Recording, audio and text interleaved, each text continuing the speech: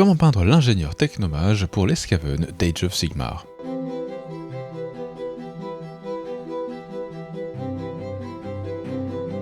Je commence avec une couche de base de Balthazar Gold pour respecter le schéma de Skaven que je fais depuis le début de cette boîte Scaventide. Là j'utilise un aérographe pour aller plus vite, mais bien évidemment vous vous en doutez, vous pouvez tout à fait le faire au pinceau, il n'y a aucun problème.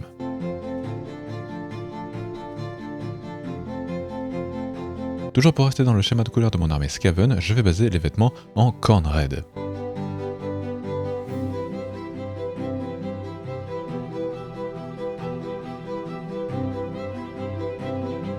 Juste après, je baserai tous les éléments de cuir et de bois, notamment par exemple sur l'arme, en Rhinox Hide.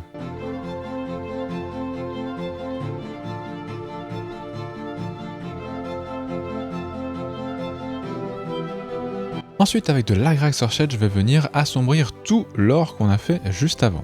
C'est la première étape de mon Weathering d'or que je fais depuis le début avec ces Skaven.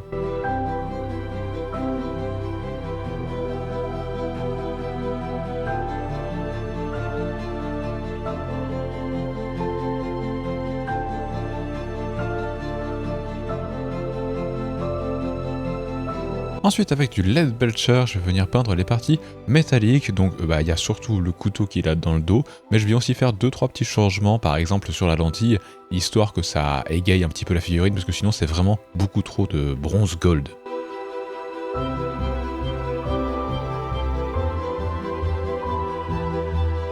Ensuite, avec du Caliban Green, j'ai basé l'intérieur de la lentille, et là, avec du Mood Green, je viens juste faire en fait le contour pour faire l'éclaircie de la lentille.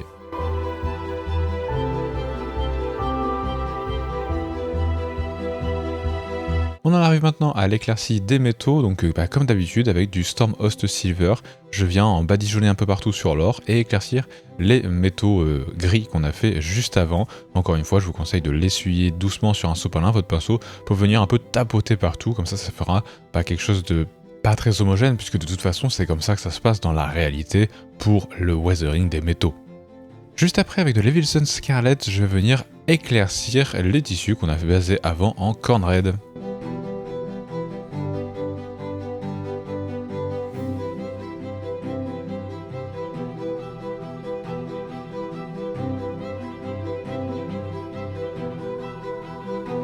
Juste après, avec du Scrag Brand, je viens éclaircir le bois, par exemple de l'arme ou le cuir, mais aussi le petit rat qu'il a sur l'épaule que j'ai également basé en Rhinoxide à l'étape du Rhinoxide.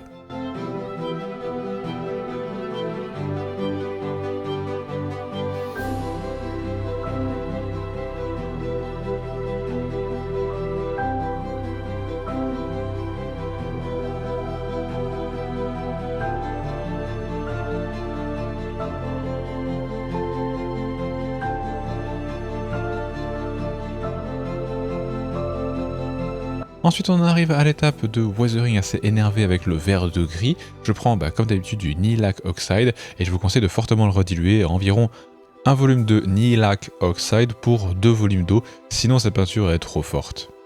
Et après ça marque trop le métal.